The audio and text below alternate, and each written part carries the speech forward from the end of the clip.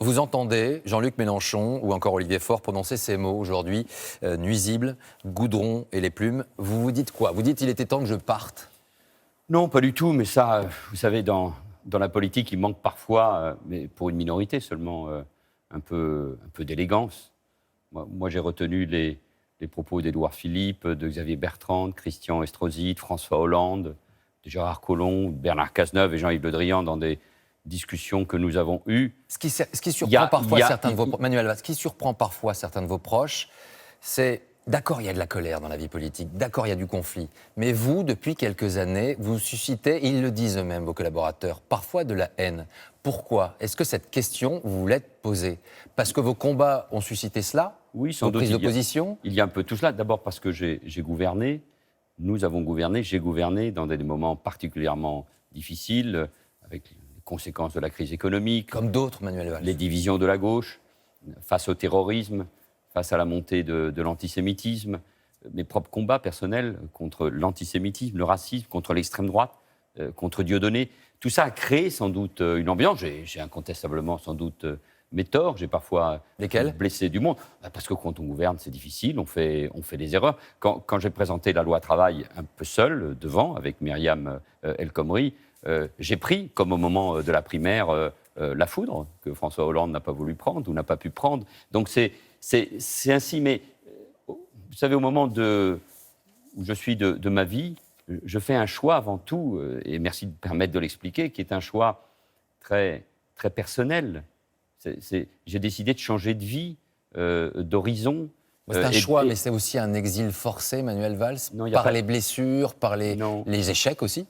Ce qui prédomine avant tout, vraiment, c'est un immense amour vis-à-vis de la France qui m'a tellement donné.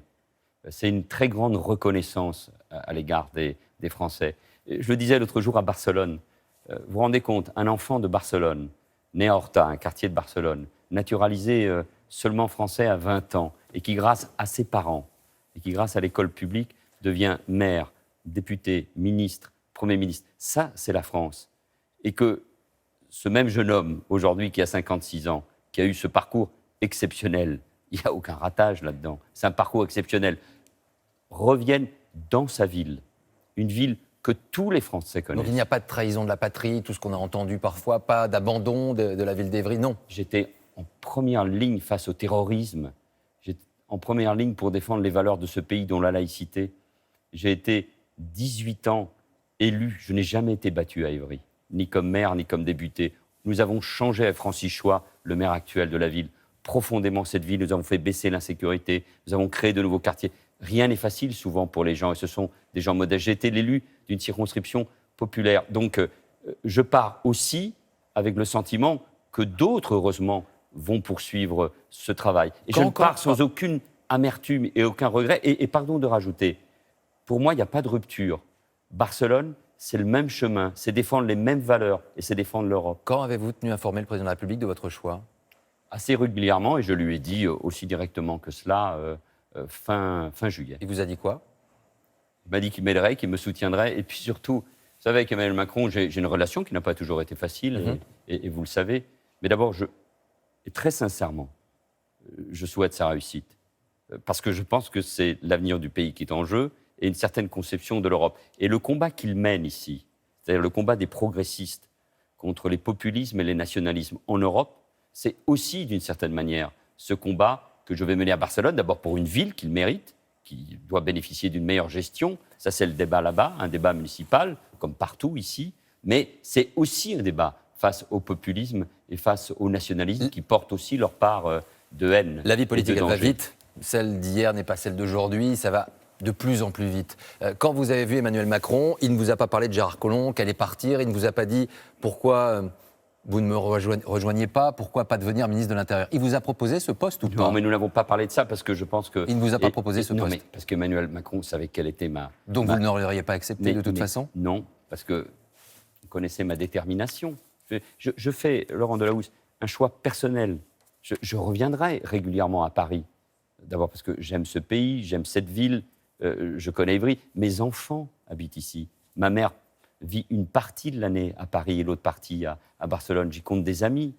Et quand vous faites le choix, je vais à Barcelone. Bien sûr qu'il y a un challenge, un défi politique, mais il y a d'abord et avant tout, et je demande qu'on le respecte, un changement de vie que je vais traduire, bien sûr, par l'abandon de mon siège de député. Mais je pars le cœur tranquille, l'âme tranquille, avec tout ce que j'ai accompli, et parce que je sais que ce que je vais faire à Barcelone correspond beaucoup à ce que je défendais ici, à ce qu'on va continuer de défendre ici. C'est-à-dire une certaine idée de la démocratie, une certaine idée de l'Europe. Manuel Valls, on peut dire que vous jouez parfois avec le feu. On l'a vu en politique, dans vos déclarations. Juste une dernière question. Quand vous dites que vous soutiendrez l'équipe d'Espagne en football, vous savez ce que vous alimentez, la colère des Français. Mais qu'est-ce qui se passe? Mais je l'ai dit avec un grand sourire. Un grand sourire. Mais avec un grand sourire. Je l'ai dit surtout, et évitons d'avoir un jour une finale France-Espagne. Mais qui peut mettre en doute un seul instant mon patriotisme? Ce sont des débats. La vie politique est dure.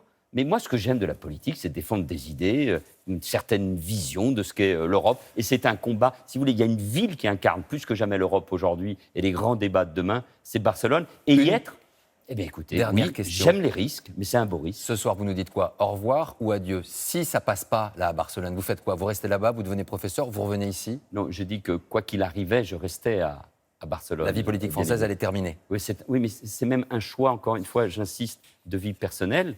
Mais c'est un au revoir aux Français, chaleureux, tendre, et je reviendrai régulièrement. Mais la vie politique française est terminée. Oui, mais parce que comme tout Européen aujourd'hui, les frontières, quand on partage une même civilisation et les mêmes valeurs, ces frontières n'existent plus. Merci Manuel Valls. On dit comment au revoir en catalan? Adeu. Adeu. Faites-toi la biate. Et j'ai même un cadeau pour vous, vous voyez. Dites-moi. Ça, c'est les pavés de Barcelone, ouais. Ce sont les rues de Barcelone. C'est l'un des symboles de ma campagne. Donc venez à Barcelone. Avec plaisir, en tout cas, j'irai à Barcelone. Merci à vous, Manuel Valls. Ce n'est pas la première fois que cette ambition résonne, pas la vôtre, celle de pouvoir un jour se baigner dans la Seine ou la Marne. Après les objectifs de la mairie de Paris, plus de 25 communes d'Île-de-France lui emboîtent le pas. Objectif, une autre baignade pour les JO de 2024. Réalisable ou pas, on voit cela avec Marie-Pierre Cassignard et Vivien Roussel. 20 degrés en bord de Marne ce week-end. On a pris soin de mettre la pointe avant du bateau face au courant. Au club nautique de Champigny, le panneau d'interdiction de baignade est bien là, mais il ne semble effrayer personne. Tout le monde est à peu près déjà tombé à l'eau et il ne nous est rien arrivé. Hein. J'habite pas trop loin, donc après il faut juste prendre une bonne douche. Je l'ai déjà fait pas mal de fois, en canoë, je suis tombée. Je pique une tête. Car ici, dans les années 50, c'était baignade à gogo. Les dimanches ensoleillés, on venait nager, bronzer, plonger ou naviguer sur la Marne. Christian Favier s'en souvient encore. D'ailleurs, la rue qui arrive ici s'appelle la rue de la plage. Ah oui. Il y a des pontons qui avaient été installés tout autour avec les surveillants de baignade. Et on se baignait donc dans cette partie de la Marne. Non, mais c'était surtout, plus que l'eau, c'était le plaisir d'être ensemble, nous, avec les jeux, les copains, etc. Depuis 1970, la baignade est interdite. La faute aux rejets polluants des usines, des bateaux, mais surtout aux eaux usées, déversées directement dans les cours d'eau. Bien plus que chimique, la pollution est aujourd'hui essentiellement bactériologique. Cette eau, elle est très claire, elle est très lumineuse. Le problème, c'est ces quelques pollutions qui viennent des bactéries, des pollutions domestiques qui viennent de nos maisons, en fait. Et il faut absolument combattre ça pour pouvoir faire en sorte que, à nouveau, les habitants se réapproprient la Marne et la Seine. Dans le Val-de-Marne, les élus comptent rétablir la baignade dès 2022. Et dans toute l'Île-de-France, plus de 25 villes souhaitent s'y mettre aussi. Pour assainir, la priorité, c'est de débusquer les mauvais branchements, comme dans ce pavillon par exemple. Charlotte Ougier l'a acheté il y a 10 ans. Bonjour madame, mais elle ignore si elle est bien raccordée. Donc on vient pour contrôler votre assainissement. Merci. Je vais mettre un peu de liquide, c'est de la fluorécéine. C'est juste pour tracer après le parcours de l'eau usée dans vos réseaux. À la clé, une découverte pour la propriétaire.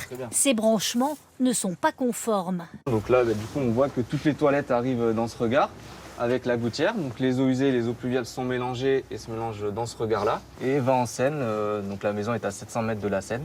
Donc forcément, ça va tout en Seine. Je ne le savais pas. Je ne savais pas que j'étais non conforme.